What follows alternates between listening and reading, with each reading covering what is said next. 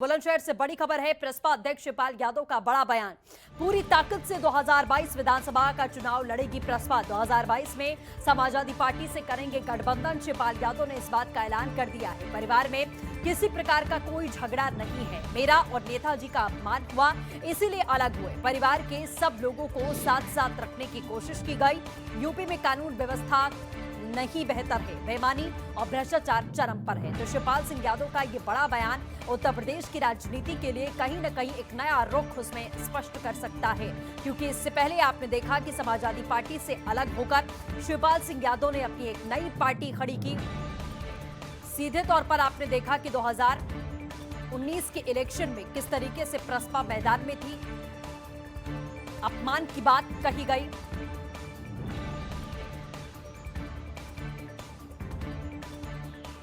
Alliance करेंगे और हमारा प्रेफरेंस है, फर्स्ट चॉइस है समाजवादी पार्टी से हो, और समाजवादी पार्टी से भी हो। और हमारे विचार है कि गांधीवादी लोग, लोहियावादी लोग और चौधरी चरण सिंह वादी लोग, जितने भी उपेक्षित लोग इधर उधर पड़े हुए हैं, उन सबको हम इकट्ठा करेंगे। सहयोगी समीर अली हमारे साथ में जुड़ चुके हैं। समीर, क्या कुछ जानकारी? शिवपाल सिंह यादव ने आखिरकार आधिकारिक तौर पर ऐलान कर दिया है कि वो समाजवादी पार्टी के साथ में एक बार फिर से जा रहे हैं। बिल्कुल बताना चाहेंगे, शिवपाल यादव से कहा जरूर गया है कि वो समाजवादी पार्टी का दामन कभी नहीं छोड़ेंगे, साथ जाएंगे। यूपी में किसी भी तरह से अपना एक व्यक्तित्व बनाएंगे कि पार्टी कहीं ना कहीं पीछे जाती हुई दिखाई दे रही है, उसको आगे लाने की जरूर कोशिश की गई है। और यहाँ पर जो प्रत्याशी है उनके लिए भी उन्होंने अपील की है कि वोट दीजिए। आगे चलने के बाद भी कहीं ना कहीं जो समाजवादी पार्टी है उसका भी साथ जरूर देते दिखाई देंगे। जी बिल्कुल। आखिरकार इससे पहले जब लगातार शिवपाल सिंह यादव से कभी भी पूछा जाता था मीडिया के द्वारा कि क्या आप समाजवादी पार्टी के साथ में गठबंधन करने वाले हैं, तो वो लगातार इस बात से इनकार करते थे। क्या इस बार राजनीतिक मजबूरियां हैं? क्योंकि इससे पहले हमने देखा कि प्रसपा जब अलग हुई उसके बाद में बसपा के साथ में कहीं ना कहीं उन्होंने गठबंधन किया। पता चाहिए, देखिए जिस तरह के हालात हैं। बिल्कुल, चलिए मैं आऊंगी आपके पास। प्रसपा से प्रवक्ता हमारे साथ में दीपक जी जुड़ चुके हैं। दीपक जी, बहुत स्वागत है आपका R9 टीवी पर। शिवपाल सिंह यादव ने आधिकारिक तौर पर ऐलान कर दिया है सर कि कोई झगड़ा नहीं है, वो समाजवादी पार्टी के साथ में मिलकर ही चुनाव लड़ेंगे। इससे पहले तो ऐसे तेवर दिखते थे कि समाजवादी पार्टी के साथ में वो कभी भी जाकर चुनाव नहीं लड़ेंगे, लेकिन आखिरकार ऐसी कौन सी कोई राजनीतिक मजबूरी रही या फिर यही बेहतर लगा दोनों ही पार्टियों को कि आपसी समन्वय हमें आप सही कर लेना चाहिए? देखिए, राजनीतिक मजबूरी की बजाय एक सैद्धांतिक प्रतिबद्धता होती है। हाँ। शिवपाल जी पहले से ही कहते रहे, आपके चैनल पे भी कहा, हम लोगों ने भी कहा कि हम चाहते हैं, राष्ट्रीय समाजवादी पार्टी चाहती है कि सभी लोहियावादी, गांधीवादी, समाजवादी, वैचारिक रूप से समाजवादी सब एक मंच पर आवे, एक मन होकर भारतीय जनता पार्टी की सांप्रदायिक सोच से लड़ें और एक बेहतर विकल्प उत्तर प्रदेश को दें। और शिवपाल जी ने इस तरह के गठबंधन की बात न केवल की है, अपितु पहले भी वो कर चुके हैं। इस तरह का वह प्रयोग पहले भी किया है और भारतीय जनता पार्टी को अपदस्थ करके सरकार बनाए हैं। और उन्होंने तो गैर भाजपावाद का नारा भी दिया है।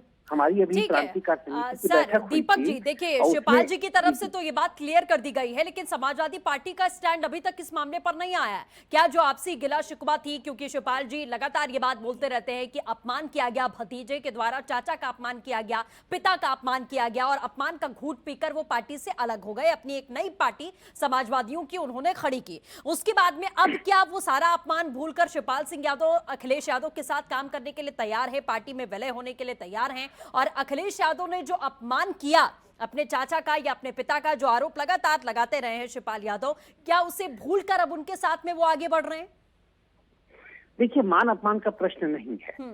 प्रश्न ये है कि उस राजनीति को कैसे बचाई जाए जो राजनीति हम सबकी पहचान रही है। उस लोकतंत्र को कैसे बचाया जाए जो गांधी, लोहिया, जयप्रकाश की विरासत रही है। उस प्रदेश को कैसे बचाया जाए जिसकी गोद में बैठकर हम लोग खुली हवा में सांस लेते हैं। ठीक है। अच्छा दीपक जी, एक सवाल मेरा और है कि जब प्रसपा ने अपने आप को अलग किया, शिवपाल सिंह यादव ने भी दमखम दिखाया, 19 के चुनावों में लगातार वो मैदान में रहे, और अखिलेश यादव जिस तरीके से बुआ बबुआ की जोड़ी एक बार फिर से दिखाई दी, चाहे हम विधानसभा के चुनावों की बात कर कर लें या फिर लोकसभा के चुनाव की बात कर लें, एक बार राहुल गांधी से भी उन्होंने अपना हाथ मिलाया था।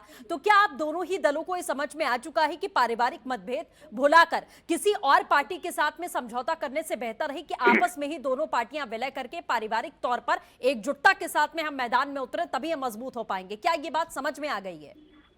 देखिए, जहां तक पश्चिम समाजवादी पार्टी की बात है हाँ। और शिवपाल जी की बात है, हाँ। तो कभी भी हम लोगों ने गैर भाजपा, कांग्रेस या बसपा से हाथ नहीं मिलाया। तब जब हमारा सांगठनिक ढांचा बहुत मजबूत नहीं था, हम नया नया हमारा गठन हुआ था, तब भी हम अकेले लड़े थे और तब भी हमारी प्रतिबद्धता थी कि जो समाजवादी सोच के लोग हैं, जो प्रगतिशील सोच में आस्था रखते हैं, उनको साथ लेकर विकल्प तैयार किया जाए। तो भटकाव से प्रसपा कभी नहीं गुजरी। लक्ष्य स्पष्ट है। तो क्या दीपक जी, क्या लगता है कि क्या समाजवादी पार्टी भटकाव में थी? समाजवादी पार्टी पूरी तरीके से भटकी हुई थी। अपने पारिवारिक लोगों को जो मूल रूप से स्तंभ रहे हैं समाजवादी पार्टी के, उनको अपमानित करके वो दूसरे दलों के साथ में, चाहे वो बुआ की बात कर लें या राहुल गांधी की बात कर लें, यूपी के 2 लड़के सबने देखा। तो क्या वो भटकाव अब भूलकर समाजवादी पार्टी तैयार है प्रसपा के साथ में हाथ मिलाने के लिए, खासतौर पर शिवपाल सिंह यादव का सम्मान करने के लिए? देखिए, यह तो सर्वविदित और सर्वमान्य तथ्य है कि समविचारी लोग जब मिलते हैं तो वह गठबंधन मजबूत होता है। यह तो सर्वमान्य तथ्य है, भारतीय इतिहास का। बिल्कुल ठीक है, चलिए दीपक जी अब ये वक्त बताएगा। हालांकि अभी तक समाजवादी पार्टी की तरफ से कोई स्टैंड यहाँ निकल कर नहीं आया है, लेकिन शिवपाल जी अब आधिकारिक तौर पर कह चुके हैं कि किसी प्रकार का कोई मतभेद नहीं है, साथ में एक बार फिर से मैदान में आएंगे। बहुत हद तक देखा जा सकता है कि शायद दोनों ही दलों को समझ में आ गया कि चाचा भतीजे अगर साथ में होंगे तो ही बेहतर होगा। फिलहाल हमारे साथ जुड़ने के लिए बहुत शुक्रिया। समीर हमारे साथ जुड़े थे, उनका जुड़ने के लिए भी बहुत शुक्रिया।